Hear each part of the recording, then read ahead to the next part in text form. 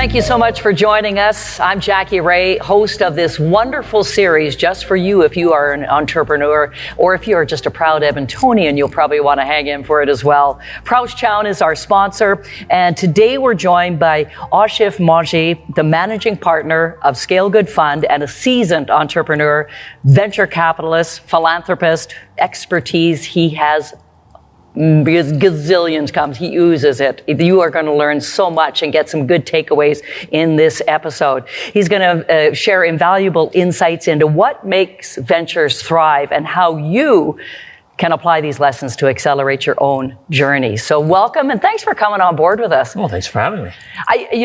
We have to start the show because with you moving from Kenya in the late 80s, I find it such a great journey you've been on, but why did you initially leave Kenya? We left Kenya primarily because of safety and security. So, when my parents started, they didn't have much.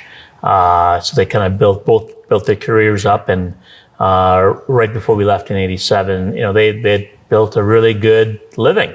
So it would have been very tough to move, but my dad's best friend got killed. A nonsense murder. Somebody just wanted a car and, killed him and threw his body out. And, when that became the value of life, my parents said, yeah, we're done here. And so we left. And left everything? Left everything, yeah. Because you can't take anything? You can't bring anything with you. Yeah, you can't bring any money from Kenya, or not at that time anyways. So we didn't even sell the house. We just gave it away and gave away the cars and all that stuff. Yeah. How old were you? I was 15 when I moved here. I bet you were probably already starting to figure out ways to make a dollar back in Kenya. Oh, I did, yeah. I used to be at trade shows. So kind of like our farmers market here that we would have something similar there. And so on the weekends, on the Friday, I love watches. So I'd get watches from this person I met downtown from his store, and he'd give it to me on consignment, and I'd sell them on the weekend. Whatever I didn't sell, I return, and we split the profit. So that's how I used to make money. That's how you started. So now you're 15, you come to Canada, and you choose Edmonton. Why? We had a choice. My dad knew the Canadian ambassador, the American ambassador, and the ambassador to the UK. So they all three countries told us, pick whichever one, and we'll get you the citizenship. And so 86 summer, we toured all three countries, summer being the operative word. Loved Alberta. It's, massive, friendly people, lots of space. And so we picked this. And we had family in all three. So my dad's brother, he passed away, but he used to live in a town called Ponoka, right? And so... Home of the Ponoka Stampede. Exactly. So we moved there first, did not like it, and moved to Red Deer 3 months later. And then I just knew that, I wanted to be in computing. And so I looked into which colleges or universities I could go to. And I decided NAIT was going to be the best for me. So that's why Edmonton. And I know with NAIT too, I saw you were recognized as one of the top 50 alumni. When you got to NAIT, what was it that made you, because I know now you're a huge contributor to NAIT through your philanthropy. What was it that drew you to NAIT? Well, a few things. One is, I think as an individual, you got to know yourself. And I just knew for me, school was not it. So the less I could spend time in school, the better. I'm not a good student, and I would never make a good employee either, because I don't listen. Not in the sense of if I don't listen as in listening you speak, but I don't always agree with things that you would say. And so I would be very defiant. Even as I was a kid, I would defy my parents, because I thought there was always a better way of doing things, right? And so I just knew that I would be a headache for any professor. And so... I doubt you could work for anyone either. I've never worked for anyone, okay. Because I know I can't. I'd be a horrible employee. And so NAIT was best because A, it was a 2-year program, and B, it was very entrepreneurial. It was very much hands-on. So after you left NAIT, what was the first big project that you were involved with? Yeah, so the government of Alberta would issue out tenders every week, and so I'd monitor it and see if there was something that would work. Because again, like I said, I knew I couldn't work for anybody. So while all my colleagues did the smart thing and got a job, I just wanted to do my own thing. And so I found this contract, which I thought would be a really good fit. It was a stretch. I applied for it. I had to convince the manager that I could do it. But he had faith in me, and he said, "Yeah, okay, I'll trust you." And so I over-delivered for him. I worked extra hard, probably double the hours that he was expecting every day, including the weekends, and just over-delivered. And I built my reputation in that department to the point where 3 years later, they were outsourcing, and it was a $60 million deal. I happened to be one of the companies that got awarded that contract, so it was good. That would be a great piece of advice, wouldn't it, for anybody listening or watching, is that you always over-deliver, because then people will talk about you. Yeah, exactly. They say, under-promise, over-deliver, right? And it was the same kind of thing for me. It was just, there was one thing that I was hired to do, which was go all around the province and collect data from these mainframes. And it was quite a laborious process. And so I created a whole software routine that did it in, call it 5 minutes, once a week. And so when I presented this to him, his name was Steve, he says, "What did you do?" I go, "What do you mean?" He goes, "Well, you just worked yourself out of a job." He said, "This is what you were hired to do." I said, "I know, but I want to do other things. So I'm showing you I can automate all these things. Give me something else." And so he would keep giving me more and more, and I'd do that. Well, and as I fast forward today, you know the inner workings of something like 110 companies worldwide. So from your perspective, what are some common traits or strategies that distinguish successful startups? I think it's about, well, there's a few things. So one of the things I look for traits in entrepreneurs is coachability. And coachability means, somebody that is open to be vulnerable, open to listen, open to take guidance and advice, but also be their own person. You don't have to listen to everything you're told to do, because not everything you're told is right? So you need to be able to differentiate as to what you can actually use and what you can't. So I look for those traits, because I'll have leading questions, and I'll have tricky questions to see things that they shouldn't listen to, things that they should listen to, and to see how well they do in that. And if I believe in them and their team, I typically invest. It's never typically about the idea, because quite honestly, there's a zillion ideas. It's about execution. Who can deliver the idea? Would it be, obviously right early on, you were very self-aware. You knew you couldn't work for somebody else. You had to work for yourself. You knew things about yourself. Do you look at that when you're talking to these entrepreneurs? Yeah, no, I'll ask them about their vulnerabilities. I'll ask them about their strengths and weaknesses. And again, the series of questions I have are very structured and very, very methodical, right? And so I'm always interviewing people, whether they know it or not, right? And so you just gather all that data, and then that's really how you figure out who you're going to invest in and who you're not going to invest in. And for you, I can tell probably that data, your mind is going all the time in relation when you're talking to that person. Would you ever hire me as a radio disc jockey? Sure. But it is interesting, because I'm thinking because if you're going to put your money behind this, and it's that person, as you say, so you have to believe in them. Correct. That's exactly right. Oh, that's so great. Now, can you share a story, maybe an example of somebody that you sat back and did you have an inkling that, okay, I don't think this is going to work, but I believe in this person? Yeah, no, there's been quite a few where, I'll look at them and go, they're early right now in the sense that I can't invest in them. They're not an investable business, but they have the traits, right? And so it's kind of like, it's just like my kids, right? It's just, I watch them and I learn from them and I see what they're doing. And right now I would not invest in either one of them, right? But down the road, I think they have lots of good potential, right? And so both of them actually have a startup. One's 14, one's 18. And they're kind of both working at it. Both of them, I would say, are not investable right now, but they're learning. Right, and I'm kind of helping them meet other mentors and so forth, and just so they can learn and grow. And you probably want to sit back and there's sometimes where you go, oh, I'd love to help them with this. Right. No, you got to be quiet, Dad, be quiet. Exactly. And that's the thing is, good leaders, I don't want to say watch you fail, but they want to watch and see you go through failures, because failures are the best way to teach yourself, to learn from. Right, and so I've never learned from any of my successes. I've learned from my failures. And the good thing is I had thousands of failures. Let's talk about some of the wins. Is there one particular one where you just go, you knew right away as you're talking, let's say halfway, and you go, oh, I so want to invest in this. Do you have an example of something like that? Yeah, he's a good friend of mine. We're both Henry Cron Fellows. And he was telling me, we were in Aspen, we do our week-long session there and so forth. And he was telling me about this idea, and he's a brilliant fellow. And it's about a solar panel that sucks, the humidity out of air and creates pure drinking water.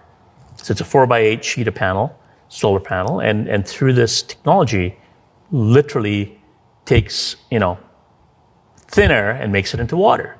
And so, my first question was, well, yeah, but would it work in the Middle East, like in Saudi? And he goes, good question. He goes, that's where my first pilot was, right? And he proved it. And this was, at this time, he only had one unit. But he's a brilliant guy. And I just know him well and trust him. And so I told him, I said, are you going to raise any money? He goes, yeah. I go, well, I'm in. He says, but I don't have any paperwork. I don't know what the valuation is. Nothing. I go, it doesn't matter. I go, you just send me the paperwork. I'll send you the check. We're in. And fast forward, I'm not going to say how much I invested in, but today it's a multi-billion-dollar company, just 7 years since I invested. Oh, but you knew that the idea was going to be, and you knew the person behind it too, which helps. Yeah. We're giving people in entrepreneurial insights and venture capitalists, but then also you always, to me, when I see you at work in the community, it's through philanthropy as well. It seems all very intertwined. And you were talking being a NAIT grad, and through the NAIT Mawji Center and other foundations. Tell us more about that and what your philosophy is in regards to that. Yeah, it starts from my parents and my grandparents. Like I said, we grew up, in poverty. I don't want to say, very, very poor, but definitely not middle class. Definitely below middle class. And I knew how little we had. But every Friday, and I'm a Muslim, so every Friday after mosque, my parents would take me to the inner city. This is back in Kenya. And we would give money to the homeless there. And I always asked them, I said, we don't have much. Why are we giving money away? And my parents always said, no matter how little you have, somebody has even less, right? And so if you don't give, that tide doesn't rise, right? And so it was an important lesson for me. And so I grew up with that, knowing that no matter what, no matter how little I have to find a way to give. And it could be time, it could be money, it could be both. Obviously, it's easier to give time when you don't have money. But when you have money, it's better to give both. And so that's really what we're doing now. And it seems to be very focused giving. Like when I look at, let's say, zero in on the Ben Stelter Foundation, there's a specific goal with what you want to do with the monies raised there. Yeah, no, definitely. It's something where, you don't want to see any child battle cancer ever. You don't want to hear that. And so, is it something that is curable? In my mind, yes. Again, as an entrepreneur, I would never say no, right? Because to me, everything's possible. We just haven't figured out the right solution to it, and I know we will. So to me, it's about how can we direct resources, talent, time, expertise, etc., in battling this. Because just seeing what the parents went through, what the family went through, it's not something you want anybody to face. And both the parents, Mike and Leah, have been very strong, and they want to carry on Ben's legacy. And so to me, it's an important cause. So with the NAIT Mawji Center, do you mentor there as well, speaking of giving time? Yeah, no, I do, for sure. So, whether it's sessions or one-on-ones, people will reach out, and, I'll try and help where I can. I have to be very careful with my time. I've got two funds, investment funds. One of them has 150 companies. The other one has 29. So those are what I would call my babies. I've got 179 babies. Some of them are more needy than the others. And so, I have to, because I've invested in them, I've committed to them, I have to give them priority of my time. And then all the foundations or all the boards that I'm on, right? So quite often people will ask me, can I meet you for a coffee? And the answer is going to be no. It'll be sometimes send me 3 questions. You have 3 burning questions over email, and I'll answer that. Sometimes I'll have a 10-minute call. But for me to give a half an hour of a time dedicated, it's very hard to do. Well, and how do you, with a portfolio of, that's, I think, 180 businesses, so how do you manage that time in the course of a day and not lose focus? Yeah, it's again prioritization, right? So it's before they ask me for time, they have to think about what their real problem is and what they've done to try and solve it and why they can't. So there's a bunch of things that they have to provide me first before I'll agree to a meeting. And it's not just, I never hand out my calendar and say, go book a time. That does not happen. It's, convince me that you really need my time, and that I can help you, right? So that means that they've thought it through, and it's not just, things that they could actually figure out themselves by Googling it or using ChatGPT or whatever. Like, go do the work. If you still can't figure out, then maybe I can help you. Time's a commodity too. It is, but it's the one thing you can't buy. Yeah, that. No, there's a country song. Right? So for building community, I can see this all intertwining. You have your community, you have your philanthropy, but it's a huge social impact that I can see you believe in. So if you say to an entrepreneur that's just starting out, if you're just trying to get the business started, but you really built everything right at the beginning. You've believed in everything from the beginning. It seems the base was all there for community, for philanthropy, for your businesses. Yeah, no, because I think you can do all of that together, right? And it's, again, you're going to have to balance.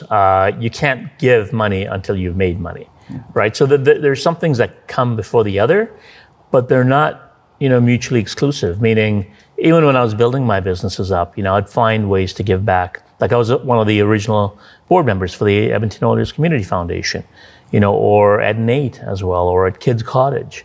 And you can find time. If you're efficient with your time, you can find time. And I've learned to be very, very efficient. I'm not saying I can't do more, but I can do, things that people would do in an hour, I could do in about 5 minutes, right? So I can cram a lot more in because of that efficiency. And I always work to improve my efficiency. Well, you still need that networking too. The people you meet within those foundations, there's always because someone would come to you and you go, oh, I know a guy. Oh, I know a guy. You need that. Exactly. No, and that's important. Building connections, again, trying to broaden your connections so they're not just focused in one industry or one geography is important. And especially for someone like me that invests globally, that's one of the things my portfolio companies are looking for is opening doors. Right, and so I have to be able to connect with people, but you have to build trust, and they have to know that you're not going to call on them unless you absolutely need them. So if I can find a way to help, portfolio company A with something without opening a door, I'll do that first, because opening a door takes somebody else's time. So I'm always respectful of their time. Okay. Yeah. Now, are your parents still alive? Yes. They must be extremely proud. Yeah, no, they are. So as much as, I've done whatever, my wife's way better, way smarter, way more successful. So I would say we're all proud of her. She would tell us, you may want to explain to our listeners what she does there. Yeah, so she's an executive at TELUS, runs a pretty large business at TELUS, so all the phones or mobility is all with her. Anything that touches your home, internet, TV, blah, blah, blah, it's all with her, and a bunch of other things. Yeah. That's amazing. If a new entrepreneur is listening to this, what do you see is there a common pitfall that they can avoid that you see over and over again? Yeah, there's a few things. So, the first I mentioned was coachability, right? Just allowing others to help you. Second thing is, just to broaden your team. So, and what I mean by that is, quite often it's very easy for us to, look at friends to be our co-founders or people that think like us, right? Act like us. And so what happens then is you have an echo chamber, right? Because everybody's thinking the same way. What I found, and I learned this, is actually it's better to have people that oppose your views, people that don't think like you. People that'll argue with you, okay? I'm not saying not people that share the same, it's important for people to share the same values, but they can think differently. And the reason for that is the more diverse your tent is, the better the solution is. There's a lot of times when I've thought of solutions, and if I'm thinking about it with people that think like me, we're going to miss the blind spots, right? So important to broaden your team. Oh, I love that. What would be another piece of advice? I think that one is huge. Yeah, so I think it's about, we talked about it before, but the whole underestimating. Entrepreneurs are very optimistic, right? And so cash flow and lack of cash is one of the biggest reasons startup fail. And so, when you think you can do it for 100,000 and you think it's going to take 3 months, quadruple it. Think it's going to be 400,000 and 4 times as longer, because that's going to be reality, right? And so entrepreneurs, we're always very optimistic. And so we might say, 100,000, maybe it's 125,000. No, it's 4 times what you actually think. And if you plan that way, you'll succeed. Because there is the complexities of when you start, and you have to scale it to the business, don't you? Yeah. Yeah, no, there's, one of the things I do with any business that I've started is I always have what I call a pivot map, meaning it's kind of like I want to go from Edmonton to Calgary, okay? There's Highway 2. I know Highway 2 is what I would take. Now, what if there's an accident right by Leduc and there's no exit to Highway 2A? What are you going to do? You still got to get to Calgary, so you got to figure out the other paths. Now, what if on that path there's a dead cow on the road and you can't cross it? What are you going to do, right? And so I have these things mapped out so that at every thing that could possibly go wrong, if it does go wrong, I have a plan. And what that does for me is I don't get stressed when I hit that. When I see that dead cow, I don't get stressed because I've got a plan for it, right? And secondly, it allows me to move faster because I've already thought it through. So I spend a lot more time up front planning it and planning for all the failures. And I would suggest a huge amount of entrepreneurs don't do that. They don't do that, no. Because they get so excited. Okay, we've got the capital. Let's go. Let's roll. No, everything's going to work, right? Again, and that's a trait that you want in entrepreneurs, because if they believe you can do it, nothing's going to happen. So you have to believe you'll get it done, but you also have to be realistic, right? And say, I am going to face challenges. How am I going to overcome those challenges? And that outside voice that you need the both guy, the good guy and the bad guy on the shoulder helping you through it to navigate it. Yeah, exactly. Yeah. As you look to the future with ScaleGood Fund and other ventures, what emerging trends should maybe some entrepreneurs look out for? It's an interesting question. I get asked that a lot in terms of the emerging trends and so forth. But for an entrepreneur, I tell them, I say, find something that you're passionate about, because chasing that trend isn't going to get you success, right? And because a lot of times I hear, I'm doing digital health and I've got AI in it. I go, great. Why? Because it's trending. It's where people are investing in. I go, well, why are you doing it? And I always get the same answer. Well, because it's going to get funded. I go, well, why are you doing it? And until, then they get frustrated. I go, why do you keep asking me the same question? I go, because what is your passion? Why will you wake up every day when 9 out of 10 days are going to be horrible, but you still want to go into work and get that mission done, right? Entrepreneurs, because of our optimistic nature, will tell you about that one day in Vegas that we won money, not the 9 days that we lost money. We're not going to tell you about that, okay? But that's the reality, is there's 9 bad days for every 1 good day. So if you're not passionate about what you want to do, don't do it. Edmonton specifically, what do you see for the future in the near future for our city? I think Edmonton and Alberta are a great place to start a business or to grow a business. I think we have the lowest tax rates, obviously, great talent, and that's something it's hard to put your finger on. But we've got some very smart people here, and I don't know if it's the water or what it is in here, but it's different. And I've been, my last company was in 150 countries, so I've kind of seen other places. Our talent is exceptional. So there's something about it here. So I think we're going to harness that more and more, and I think we're going to see Edmonton really flourish and Alberta really flourish. I'm really excited about the future here. There are some challenges coming along. People talk about capital gains tax, and especially for the entrepreneurial economy or the innovators or even the doctors, that's going to be a challenge. So I hope we do the smart thing there and think about unintended consequences, because that could undo a lot of the work that Canada has done. Any parting words of wisdom to our entrepreneurs here? Surround yourself with as many people that will help you as you can. Be grateful, be humble, be helpful, because even though you think you're just starting out, you've got something to help and offer. So help the ecosystem. If we all help the ecosystem gets bigger. And if somebody wants to connect with you, how do they do it? LinkedIn would be the best way. I'm probably the only person with that name on it. So and it's Ashif Mawji. Thank you so very much. What an incredible story. What an incredible journey. And you're nowhere. It's a story that's still being told, isn't it? It is. Hopefully for a while still.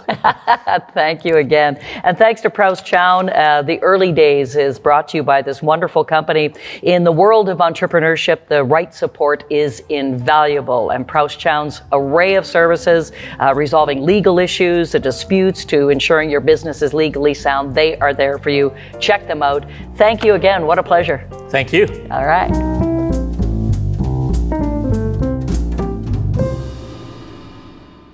This series is proudly produced by the team at Road 55. Road 55 creates content that connects. For more information, check our website, www.road55.ca.